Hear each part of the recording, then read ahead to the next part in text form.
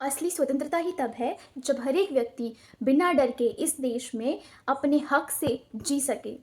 And this says Indian constitution. और मैं ऐसे ही इंडियन कॉन्स्टिट्यूशन स्टोरी फॉर्म में एक्सप्लेन करती हूँ। नमस्ते, myself Patil Ritika and I welcome you to my channel Radiant Legal. और आज हम देखेंगे what the Indian constitution says. अब देखो, we have already completed our series of article 1 to 20. Now we'll head towards the series of 21 to 30. अब देखो, मैं आपको एक्सप्लेन करती हूँ। जैसे मैंने स्टोरी बताई थी कि ऐसे हम हिंदुस्तान करके, भारत करके एक हॉल एंटर करती हूँ मैं, और फिर उसके आगे जब मैंने बताया था कि पिछली बार मैंने रिक्रूटमेंट ऑफिस एंटर किया था, रिक्रूटमेंट ऑफिस कंप्लीट होने के बाद अब मैं एंटर कर रही हूँ एक बहुत सुंदर अस्पताल, एक हॉस्पिटल। अब हॉस्पिटल में मैं एंटर करती हूँ तो वहाँ मैं देखती हूँ एक डॉक्टर को, और वो डॉक्टर मुझे क्या कहते हैं कि हर एक इंसान को जीने का अधिकार है, राइट टू लिव है, right to live with dignity है। कोई उसका अपमान नहीं कर सकता, कोई उससे हर्ट नहीं कर सकता, कोई उसे छेड़ नहीं सकता। इसीलिए कोई भी पर्सन हो, महिला हो, पुरुष हो, उसे जीने का अधिकार है। वो कहता है article 21, every person has right to life and personal liberty. फिर वो देख के उसके ऐसे गार्डन एरिया था और वहाँ पे बहुत सारी इंस्टीट्यूशंस, क्योंकि अस्पताल के प्रेमाइसिस में ही एक स्कूल है, वहाँ पे बहुत सारे इंस्टीट्यूशंस है। तो वहाँ पे मैं सबसे पहले अस्पताल से जाके एक स्कूल देखती हूँ।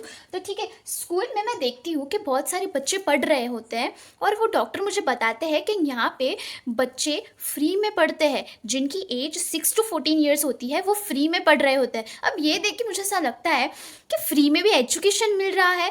तो वो डॉक्टर कहते हैं कि हाँ, फ्री में एजुकेशन मिलता है 6 to 14 एज के बच्चों को, जो आता है आर्टिकल 21A, क्योंकि सेम प्रेमाइसिस में है। तो आर्टिकल 20 जब हमें जीने का अधिकार देता है तो डिग्निटी के साथ जीने के लिए हमें एजुकेशन भी चाहिए होगा। तो आर्टिकल 21A हमें कहता है कि राइट टू एजुकेशन है उन बच्चों को जिनकी उम्र 6 से 14 साल है।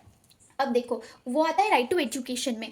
उसके आगे वहाँ पे एक आदमी को पुलिस पकड़ पकड़ के ले जा रही होती है। अब पुलिस पकड़ के ले जा रही होती है तो मैं उन्हें बताती हूँ कि एक मिनट रुको, ऐसे कैसे आप पकड़ के ले जा सकते हो, उससे पहले क्या है वो मैटर तो बताओ। तो फिर वो पुलिस उससे फिर पोलाइटली बात करता है और उससे जो मैटर हुआ है कि उसका रीज़न क्यों पकड़ के लेके जा रहा है वो एक्सप्लेन करता है पोलाइटली। फिर उसे अपने लॉयर से मिलने की परमिशन देता है, और फिर बाद में उसे मजिस्ट्रेट के सामने 24 आवर्स में प्रेजेंट भी करता है। ये सब अगर कोई पुलिस नहीं करता तो वो पुलिस की गलती है, इसलिए इतना तो पुलिस को करना चाहिए ही। And that what article 22 of constitution says, that is protection against arrest and detention. अब हॉस्पिटल में बच्चे जन्म लेते हैं, फिर उसके बाद में वो स्कूल में जाता है, फिर तीसरा फैक्टर आता है कि वो जॉब लगता है। अब जॉब जब वो लगते हैं तब हम फैक्ट्रीज की बात करेंगे। ठीक है, पहले हमने हॉस्पिटल की बात की, फिर स्कूल की बात की, अब फैक्ट्रीज की बात करेंगे। तो फैक्ट्रीज में कोई मैं देखती हूँ वहाँ पे कि वो जो स्कूल में पढ़ रहे वो बच्चे होते हैं ना, उसमें से एक बच्चे को एक फैक्ट्री में ऐसे ही रेस्क्यू करके अंदर लेके जाते हैं और उससे काम करवाते हैं। पर वो बच्चे को पता नहीं है कि ऐसे मेरे से काम नहीं हो सकता, तो उसे हम कहेंगे एक्सप्लॉयटेशन। फिर लेबर इंडस्ट्री में लेबर्स पे एक्सप्लॉयटेशन होता है। जितने काम का आवर्स का उनको दिया गया होता है अकॉर्डिंग टू द लॉ, और उसकी उतनी सैलरी मिलती है, पर उससे ज़्यादा उन लोग को काम कराते हैं, उन लोग को ओवर टाइम कराते हैं, फिर भी उसके पैसे नहीं देते। तो ये लॉ कहता है कि ऐसा आप नहीं कर सकते, ये एक्सप्लॉयटेशन ऑफ द लेबर है। इसलिए वो कहता है article 23 protection of human trafficking and forced labour.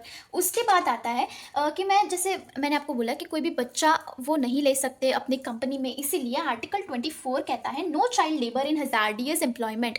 अब हजार्डियस एम्प्लॉयमेंट जो जैसे कि केमिकल कोई फैक्ट्री है जिसमें खतरा है बच्चों के लिए, या फिर स्टील आयन की कोई फैक्ट्री है जिसमें उनको लग जा सकता है ऐसे, फिर वो बैंकर्स का करते हैं जिसमें थ्रू फायर उन्हें वर्क करना होता है, तो ऐसे में भी बच्चों को काम नहीं करा सकते आप। That says article 24। फिर बाद में मैं वो गार्डन में जैसे हूँ ना, तो अब वहाँ पे स्कूल है, हॉस्पिटल है, और ऐसे ही फैक्ट्रीज भी है। फिर वहाँ पे एक बहुत ओपन एरिया है, वहाँ पे चर्च टेम्पल है, फिर वहाँ पे मॉस्क है, फिर वहाँ पे गुरुद्वारा है। बहुत सारे रिलीजन के सारे इंस्टीट्यूशंस हैं वहाँ पे।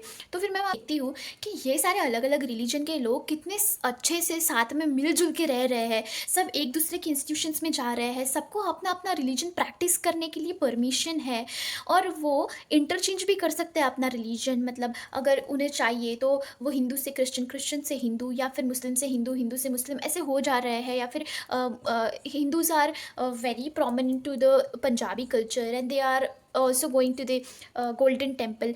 ऐसे सब अलग अलग सबकी इच्छा के अनुसार वो अपना रिलीजन प्रैक्टिस कर रहे हैं। और ऐसे इंडियन कॉन्स्टिट्यूशन कहता है कि आर्टिकल 25 से 28 जहाँ पे पूरे सेक्शन में डिफाइन होता है फ्रीडम ऑफ रिलीजन, जहाँ पे free to practise their own religion, खुद का रिलीजन या फिर दूसरे कल्चर का रिलीजन आप अपना सकते हो, प्रैक्टिस कर सकते हो, आपको कोई मनाही नहीं है। और ऐसे ही फ्रीडम ऑफ रिलीजन देता है कॉन्स्टिट्यूशन आर्टिकल 25 to 28। उसके बाद आता है कि जो भी कल्चर है, मतलब अगर कोई हिंदू कल्चर है तो हिंदू कल्चर में उसके स्कूल्स के अनुसार वो स्कूल बना सकते हैं और उसमें हिंदू चीज़ें प्रैक्टिस करवा सकते हैं।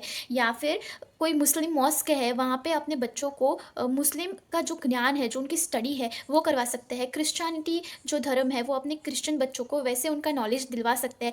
ऐसे करके इंस्टीट्यूशंस या फिर स्कूल्स बना सकते हैं। और एजुकेशनल राइट्स है कल्चरल चीज़ें प्रैक्टिस करने की, और वो कल्चरल एजुकेशन प्रैक्टिस करने की भी राइट्स देता है constitution under article 29 to 30। So these were all the articles starting from 29 to 30। If you like it, please like, share, subscribe.